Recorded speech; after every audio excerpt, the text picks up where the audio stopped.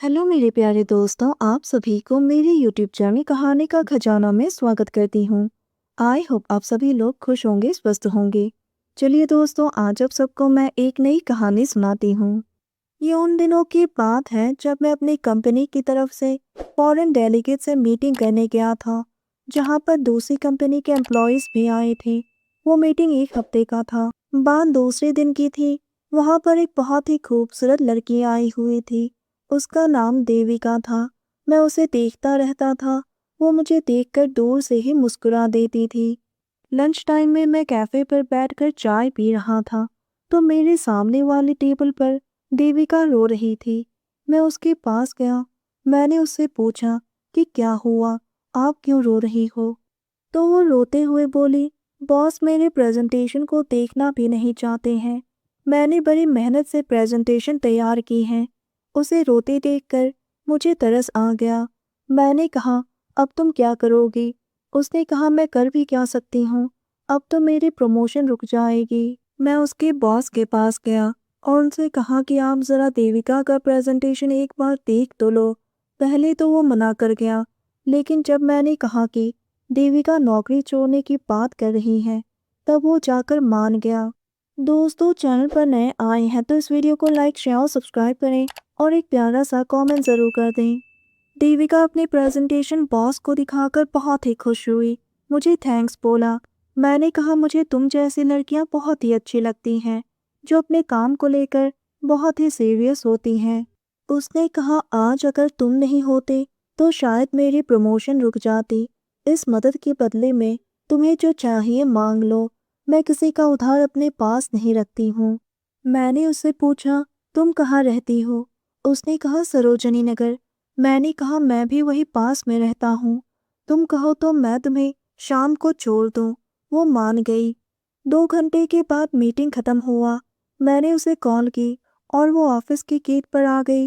मैं उसके साथ अपने बाइक तक आया, बाइक निकाली और मैंने उसे बाइक पर बैठने को कहा। हम दोनों बातें करते हुए बाइक पर आ रहे थे।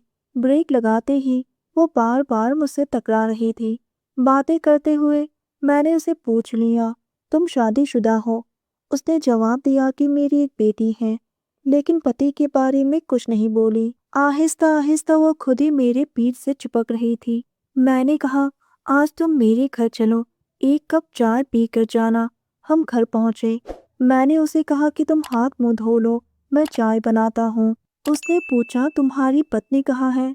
मैंने कहा, मैं शादीशुदा नहीं हूँ। उसने कहा, मतलब तुम इस बड़े से फ्लैट में अकेले रहते हो? मैंने शरारत भरी अंदाज में कहा, अब क्या करें देविका, तुम जैसे ढूंढ रहा हूँ, लेकिन अब मिली हो तो तुम्हारी शादी हो चुकी है। तो वो मुस्कुराते हुए मुझसे बोली, मेरी भी चाहत तुम्हारे जैसे हमसफर की थी, जो मेरी सारी ख्वाहिश पूरी कर सके। और वो मुझसे जोर से चिपक गई, मेरे होठों को चूम लिया और बोली, तुमने मेरी मदद की है, गिफ्ट तो बनती ही है। मैंने बोला, बस एक चुम्मे से बात नहीं बनेगी। वो मुस्कुराई और बोली, आज रात के लिए मैं तुम्हारी हूँ, कर लो अपने मन की, मैं तुम्हें नहीं रोकूंगी। मैंने कहा, एक बार अच्छी तरह से सोच लो देविका, क्या तुम मेरी जुनून को सहन कर पाओगे? उसने भी मुस्कुराते हुए कहा, ये बंगालन आज तैयार है, चाहे कुछ भी हो जाए, मैं पीछे नहीं हटूंगी।